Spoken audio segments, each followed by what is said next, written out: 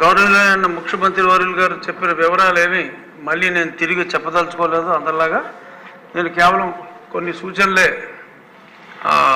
చేస్తాను. ముఖ్యంగా గతంలో 18-19 సంవత్సరంలో పెట్రోలియం ప్రోడక్ట్స్ మీద మన రాష్ట్ర ప్రభుత్వ ఆదాయం 21,914 కోట్లు. అప్పుడు తెలంగాణలో 20,300 కోట్లు మాత్రమే.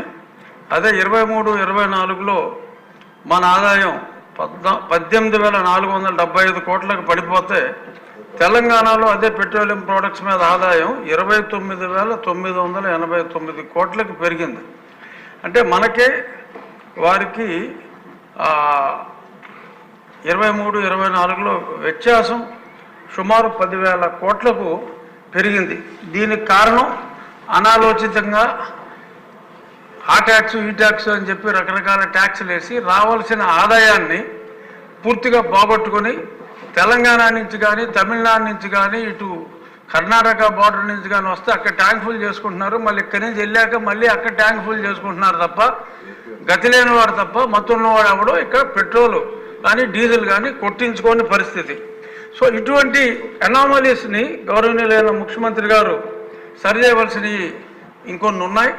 ఇటువంటివి సరి చేసుకుంటే ఆదాయం కూడా గణనీయంగా పెరిగే అవకాశం ఉంది. అలాగే మిగిలిన రాష్ట్ర ఆదాయం కూడా 18-19లో తెలంగాణ మనం నెక్ టు నెక్ ఉంటే మరి ఆయన ముఖ్యమంత్రిగా దిగిన తర్వాత రాష్ట్రం అధ్వానంగా ఎలా అయింది.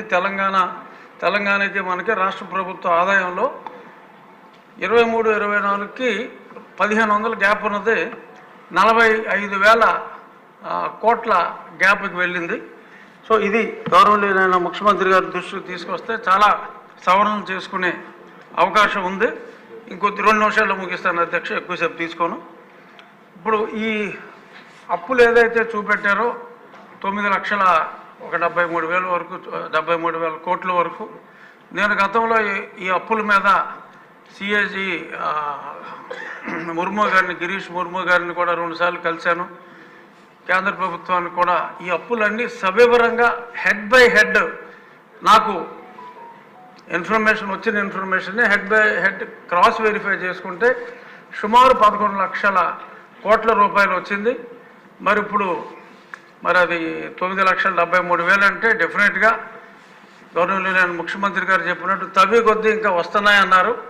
ఇంకా కనీసం 1,25,000 కోట్ల వరకు మీరు తప్పకుండా తవ్వవలసిన అవసరం ఉందని నేను పెద్దలకు తెలియజేస్తున్నా. ఎటువంటి అనుమానం లేదు.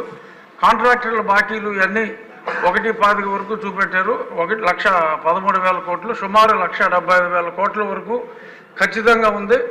ఈ రాకపోవడానికి కారణం ఏంటంటే గత ప్రభుత్వంలో ఏ అధికారులు అయితే ఉన్నారో ఆ అధికారులను ఇంకా కంటిన్యూ చేసి వాళ్ళనే ఇన్ఫర్మేషన్ ఇవ్వమంటే వాళ్ళు మొహమాటంగా కొంచెం ఇంకొంచెం ఉంటుంది చూడంటే ఇంకొంచెం అలా ఇవ్వడం జరుగుతుంది.